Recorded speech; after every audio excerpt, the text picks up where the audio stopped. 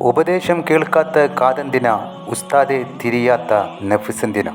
ഇന്ന് ഈ വാക്കുകൾ പറയുന്നത് നിങ്ങളെ കുറ്റപ്പെടുത്താനോ അപമാനിക്കാനോ അല്ല, ഒരു മുസ്ലിം സഹോദരിയോടുള്ള സ്നേഹവും കരുതലും കൊണ്ടാണ്. കാരണം നമ്മളെല്ലാവരും ഒരേ യാത്രയിലാണ്. ഈ ലോകത്ത് വന്ന എല്ലാവരും ഒരു നാൾ മടങ്ങിപ്പോകും. ആ മടക്കം എപ്പോൾ ആണെന്ന് മാത്രം നമുക്കറിയില്ല. ഇന്ന് നമ്മൾ ആരോഗ്യത്തോടെയും സന്തോഷത്തോടെയും ജീവിക്കുന്നു. നാളെയും ഇതുപോലെ ഉണ്ടാകുമെന്ന് ആരാണ് ഉറപ്പു നൽകുക? ഇന്നലെ വരെ നമ്മോടൊപ്പം നടന്ന എത്രയോ ആളുകൾ ഇന്ന് മണ്ണിനടിയിലാണ്. അവരുടെ സ്വപ്നങ്ങളും ആഗ്രഹങ്ങളും എല്ലാം അവസാനിച്ചു.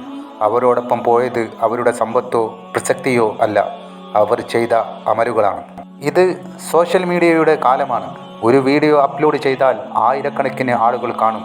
ചിലർ പ്രശംസിക്കും, ചിലർ കൈയടിക്കും. പക്ഷേ ആ കൈയടികൾ ഖബറിലെ ഇരുട്ടിൽ സഹായിക്കില്ല. ലൈക്കുകളും വ്യൂസുകളും മീസാനിൽ ഭാരമായി നിൽക്കില്ല. അവിടെ വിലയുള്ളത് അള്ളാഹുവിന് വേണ്ടി ചെയ്ത നല്ല പ്രവൃത്തികളാണ്. ഇപ്പോൾ നമ്മൾ ദുൽഹജ്ജിൻ്റെ പുണ്യമേറിയ ദിവസങ്ങളിലൂടെയാണ് കടന്നു പോകുന്നത്. ഈ ദിവസങ്ങളുടെ മഹത്വം എത്ര വലുതാണെന്ന് നബി സല്ലല്ലാഹു അലൈഹി വസല്ലമ തങ്ങൾ പഠിപ്പിച്ചിട്ടുണ്ട്. ഈ ദിവസങ്ങളിൽ ഒരു വിശ്വാസി തൻ്റെ ജീവിതം കൂടുതൽ അള്ളാഹുവിലേക്ക് അടുപ്പിക്കാൻ ശ്രമിക്കും. പാപങ്ങളിൽ നിന്ന് അകന്നു നിൽക്കാനും തൗബ ചെയ്യാനും അവർ ശ്രമിക്കും. എന്നാൽ സാബിറത്താത്ത ചെയ്ത ഈ പ്രവൃത്തി നിങ്ങൾ കണ്ടിട്ടില്ലേ? ദുൽഹജ്ജിലെ പുണ്യമേറിയ ആദ്യ 10 ഒരു ദിവസമാണ് ഈ താത്ത തലയിൽ പൂവും വെച്ച് തൻ്റെ യൂട്യൂബ് ചാനലിലൂടെ ഒരു കുളിസീൻ വിട്ടത്. ആ വിശുദ്ധ ദിവസങ്ങളിൽ പോലും അള്ളാഹുവിന് ഇഷ്ടപ്പെടാത്ത കാര്യങ്ങൾ തുറന്നു കൊണ്ടുപോകുമ്പോൾ ഒരു നിമിഷം ചിന്തിക്കണം, നാളെ അള്ളാഹുവിൻ്റെ മുന്നിൽ നിൽക്കുമ്പോൾ എന്തു മറുപടിയാണ് നമുക്ക് പറയാനുള്ളത്? നിങ്ങളെ ഉപദേശിക്കുന്ന ഉസ്താദുമാരെയും പണ്ഡിതന്മാരെയും ശത്രുക്കളായി കാണരുത്. അവർ നിങ്ങളുടെ ജീവിതം നശിപ്പിക്കാൻ ആഗ്രഹിക്കുന്നില്ല, മറിച്ച് നന്മ ലഭിക്കട്ടെ എന്നാണ് അവർ ആഗ്രഹിക്കുന്നത്. ചിലപ്പോൾ സത്യം കേൾക്കാൻ പ്രയാസമായിരിക്കും, പക്ഷേ ഹൃദയത്തെ രക്ഷിക്കുന്നത് പലപ്പോഴും ആ സത്യമാണ്. ഇന്ന് നിങ്ങൾക്ക് ഒരു അവസരമുണ്ട്. അള്ളാഹുവിൻ്റെ വാതിൽ ഇപ്പോഴും തുറന്നിരിക്കുന്നു. ജീവൻ തൊണ്ടക്കുഴിയിലെത്തുന്നത് വരെ തൗബയുടെ വാതിൽ അടയുന്നില്ല. ഒരു കണ്ണീർ തുള്ളിയോടെ അള്ളാഹുവിലേക്ക് മടങ്ങുന്ന അടിമയെ അള്ളാഹു സ്വീകരിക്കും. ഒരു നിമിഷം സ്വന്തം ഖബറിനെക്കുറിച്ച് ചിന്തിക്കൂ. ഒരു ദിവസം എല്ലാവരും നമ്മെ ചുമന്നു കൊണ്ടുപോകും. നമ്മൾ താമസിച്ച വീട്ടിൽ നിന്ന് അവസാനമായി പുറത്തേക്ക് കൊണ്ടുപോകും. അന്ന് യൂട്യൂബ് ചാനലും ഉണ്ടാകില്ല, ഫോണും ഉണ്ടാകില്ല, ഫോളോവേഴ്സും ഉണ്ടാകില്ല, നമ്മളും നമ്മുടെ പ്രവൃത്തികളും മാത്രം. ഒരു ഉസ്താദ്, ഉമ്മ ഞാനിനി ഒരിക്കലും നിങ്ങളെ ഉപദേശിക്കില്ല, എനിക്കിത് സഹിക്കാനാകുന്നില്ല ഉമ്മ, നിങ്ങൾക്കൊന്ന് തിരുത്തിക്കൂടെ?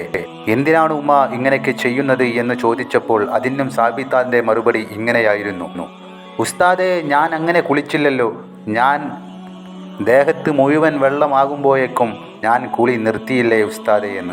ചിലപ്പോഴൊക്കെ സാബിറത്താത്ത മതപരമായുള്ള അറിവുകൾ പറയാറുണ്ട്. തൻ്റെ പ്രേക്ഷകരോട് ചില ദിക്റുകൾ ചൊല്ലിയാൽ അത്ഭുതകരമായ കാര്യങ്ങൾ നടക്കുമെന്നെല്ലാം പറയും.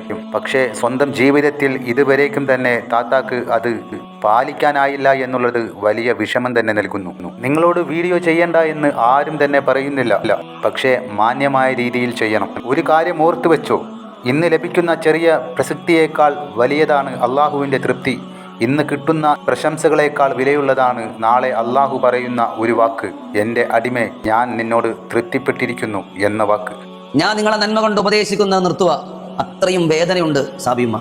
ഒരാളുടെ തെറ്റ് കാണുമ്പോൾ എന്തെങ്കിലുമൊക്കെ ഉപദേശിക്കുന്നത് അവർ നന്നാകാനുള്ള കൊതി കൊണ്ടാണ്. അവർ നാളെ അള്ളാഹുവിൻ്റെ മാർഗത്തിലായി നല്ല ഇബാദത്ത് ചെയ്ത് നന്മയാർന്ന പ്രവർത്തനം ചെയ്യുമ്പോൾ ഈ മുത്തഅല്ലിമിന് റബ്ബിൻ്റെ അടുക്കൽ ഒരു പരിഗണന, അള്ളാഹുവിൻ്റെ മുമ്പിൽ സ്വീകാര്യത കിട്ടാൻ തന്നെയാണ്.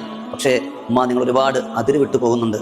സാബിമ്മ, നിങ്ങളെ പലർക്കും ഇഷ്ടമാണ്, പക്ഷേ നിങ്ങളെ ഈ പ്രവൃത്തിയിൽ പലർക്കും നല്ല വിഷമമുണ്ട്. നമ്മുടെ ഈ പ്രായത്തിൽ നമ്മൾ അള്ളാഹുവിലേക്ക് കൂടുതൽ അടുക്കേണ്ടവരാണ്. നമുക്കതിനും ഈ പ്രായത്തിൽ കഴിഞ്ഞില്ലെങ്കിൽ നാം ഓർക്കണം, നമ്മുടെ ഈമാൻ എന്തോ ഒരു പ്രശ്നം സംഭവിച്ചിട്ടുണ്ട്. പൊതുവെ നമ്മളെല്ലാം കണ്ടുവരുന്നത് പ്രായം കൂടുന്തോറും തെറ്റുകളിൽ നിന്നൊക്കെ പലരും വിട്ടു നിൽക്കാൻ തുടങ്ങും. പള്ളിയിൽ പലരും സജീവമാവും, നന്മയാർന്ന പ്രവർത്തനങ്ങൾ അവരെപ്പോഴും ഇടപെട്ടുകൊണ്ടിരിക്കും. എന്നാൽ ഉമ്മാടെ കാര്യത്തിൽ നേരെ തിരിച്ചാണ് നമ്മളെല്ലാം കണ്ടുകൊണ്ടിരിക്കുന്നത്.